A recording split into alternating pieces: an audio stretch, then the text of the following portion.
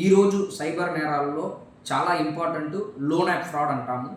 ఈ loan app fraud అంటే చాలా ఈ రోజుల్లో గూగుల్ స్టోర్లో చాలా యాప్స్ ఉంటాయి, కొత్త కొత్త యాప్స్.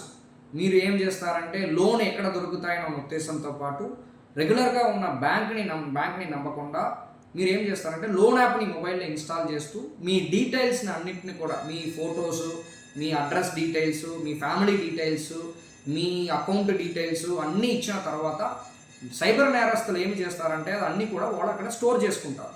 తర్వాత మీరు లోన్ రీపేమెంట్ మీరు ఎంత కావాల్సినది మీరు పే చేసినా ఇంకా కట్టట్లేదు, హై ఇంట్రెస్ట్తో పాటు మిమ్మల్ని హరాస్ చేస్తుంటే ఉంటారు.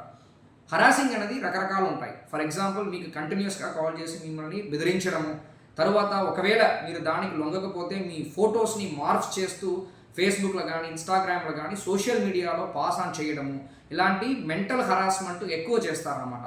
దీంట్లో సంబంధించిన వాళ్ళు కొంతమంది బాధితులు సూసైడ్ కూడా చేసుకోవడం జరిగింది. కావున ఎటువంటి పరిస్థితుల్లో కూడా ఈ లోన్ యాప్స్ అనేది మీరు వెళ్లకుండా, ఇన్స్టాల్ చేయకుండా, మీకు ఒకవేళ లోన్ కావాలంటే గవర్నమెంట్ పరంగా కానీ బ్యాంక్ పరంగా కానీ ఉన్న స్కీమ్స్ ద్వారా కానీ మెథడ్స్ ద్వారా కానీ లోన్స్ తీసుకోవాలని చెప్పేసి నేను కోరుకుంటున్నాను.